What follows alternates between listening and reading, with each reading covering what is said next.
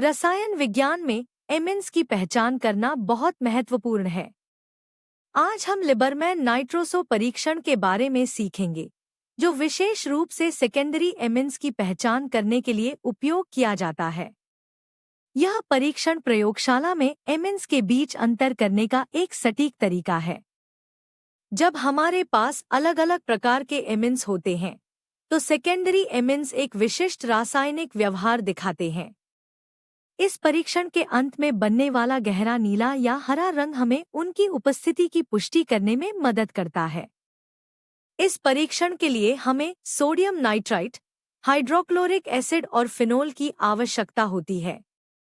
यह प्रक्रिया तापमान और पीएच के प्रति बहुत संवेदनशील होती है, इसलिए चरणों का सही पालन करना अनिवार्य है। प्रतिक्रिया की शुरुआत में सोडियम नाइट्राइट और HCl मिलकर नाइट्रस एसिड बनाते हैं। यह एसिड बहुत अस्थिर होता है, इसलिए इसे परीक्षण के दौरान ही ताज़ा तैयार किया जाता है। जब सेकेंडरी एमीन नाइट्रस एसिड के साथ प्रतिक्रिया करता है, तो यह नाइट्रोसोएमीन बनाता है।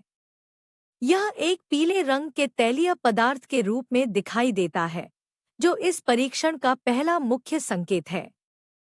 अगले चरण में इस पीले तेल को फिनोल और सांद्र सल्फ्यूरिक एसिड के साथ गर्म किया जाता है। यह मिश्रण धीरे धीरे रंग बदलना शुरू कर देता है, जो एक जटिल रासायनिक संरचना के बनने का संकेत है।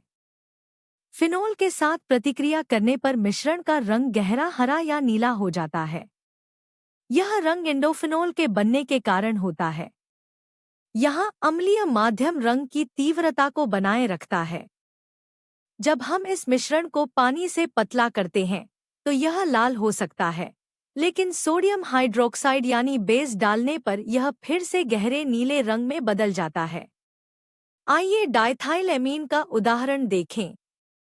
यह एक विशिष्ट सेकेंडरी एमीन है। जब हम इस पर लिबरमैन परीक्षण करते हैं, तो यह स्पष्ट रूप से पीला तैलीय नाइट्रोसोएमीन बनाता है। एन-मिथाइलेनिलिन, जो एक एरोमेटिक सेकेंडरी एमीन है, भी यह परीक्षण देता है। इसमें फिनोल मिलाने पर गहरा नीला रंग बहुत स्पष्ट रूप से दिखाई देता है, जो इसकी पहचान की पुष्टि करता है। ध्यान दें कि प्राइमरी एमिन्स नाइट्रस एसिड के साथ नाइट्रोजन गैस के बुलबुले छोड़ते हैं, जबकि सेकेंडरी एमिन्स पीला तेल बनाते हैं। यही इस परीक्षण की सबसे बड़ी विशेषता है। गहरे नीले रंग का कारण इंडोफिनोल की विशेष संरचना है। इसमें मौजूद कॉन्जुगेटेड सिस्टम प्रकाश को अवशोषित करता है, जिससे हमें वह विशिष्ट रंग दिखाई देता है। प्रयोग के दौरान तापमान को नियंत्रित रखना बहुत जरूरी है। नाइट्रस एसिड का निर्माण कम तापमान पर बेहतर होता है, ताकि कोई अन्य अवांछित प्रतिक्रिया न हो। संक्षेप में, सेकेंडरी एमीन पहले पीला तेल बनाएगा, फिर एसिड और फिनोल के साथ हरा या नीला रंग देगा, और अंत में बेस डालने पर गहरा नीला रंग स्थिर हो जाएगा। याद रखें, लिबरमैन नाइट्रोसो टेस्ट केवल सेकेंडरी एमिन्स के लिए है। यह प्रयोगशाला में एमिन्स के वर्गीकरण के लिए एक विश्वसनीय और रंगीन परीक्षण है। अब आपके लिए एक प्रश्न, इस परीक्षण के पहले चरण में बनने वाली तैलीय परत का रंग क्या होता है? अपना उत्तर सोचें। सही उत्तर है पीला।